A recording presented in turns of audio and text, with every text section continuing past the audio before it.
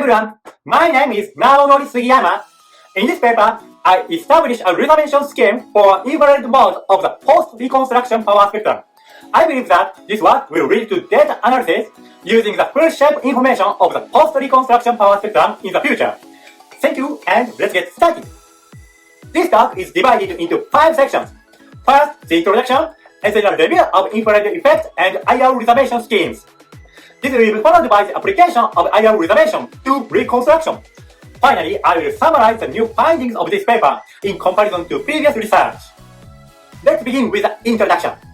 The galaxy distribution reconstruction was originally proposed to emphasize the BAO signal.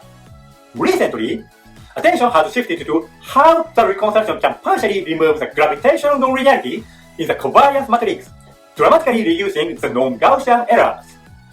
As a result, the signal-to-noise ratio of the power spectrum increases, leading to stronger constraints on cosmological parameters of interest in addition to the BAO parameters.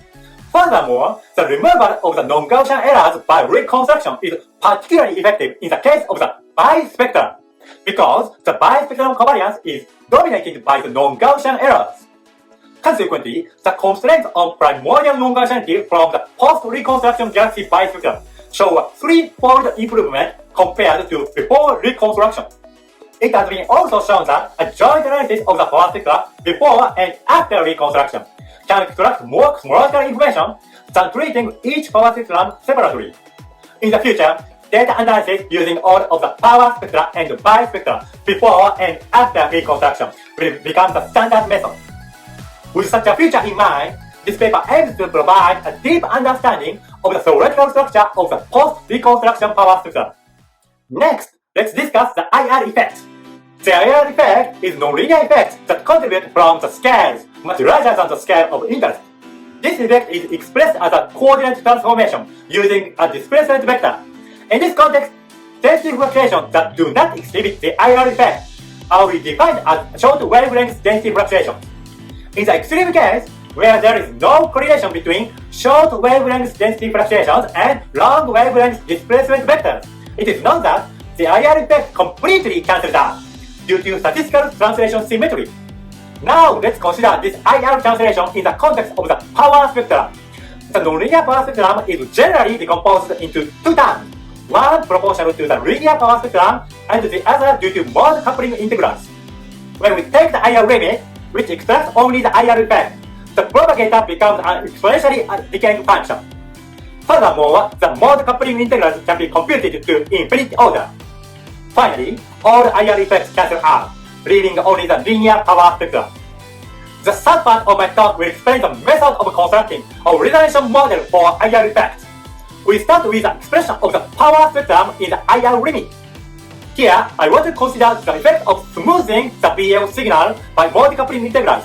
To do so, we replace the linear power spectrum that appears in the mode coupling return with no wiggle power spectrum that lacks BAO features. Finally, we can construct an IR-resummed model where the only wiggle part undergoes exponential decay. Furthermore, the overall shape is described by the no-wiggle power spectrum. This method can also be easily applied to one-loop collections. Let's now discuss the IR effect of the post-reconstruction power spectrum. The reconstruction involves shifting the observed galaxy distribution using a shift vector constructed from the observed galaxy density fluctuations. Then the post-reconstruction density fluctuation can be described through this relation. The main result of this paper is that even after reconstruction, the IR effect can be represented as a coordinate transformation via the displacement vector. In this context, the post-reconstruction displacement vector is the pre-reconstruction one plus the S vector. Finally, I will summarize what new insights can be obtained from considering the IR effect of the post-reconstruction power spectrum. First, the behavior of the IR effect remains unchanged before and after reconstruction, so the IR reservation model has the same form as that before reconstruction. Importantly, even after reconstruction, the nonlinear behavior of BAO can be described by a single Gaussian-type exponential decay function. This method can also be easily applied to one-loop collections. This conclusion differs from existing studies using the Z-bridge approximation. In the Z-bridge approximation after reconstruction, the BAO signal is shown to be described by 2 exponential decay functions. What is the difference? The difference lies in the treatment of nonlinear S vectors. in the Z-bit approximation, the S vector is approximated as linear. On the other hand, we account for the nonlinear IR effect contained in the S vectors. In other words, after reconstruction, unlike before, the Z-bit approximation cannot fully account for IR effects. Next, we consider the cross power spectrum of density fluctuations before and after reconstruction. Then, the IR effect is not eliminated by the translational symmetry. As a result, the cross power spectrum shows an overall exponential decay.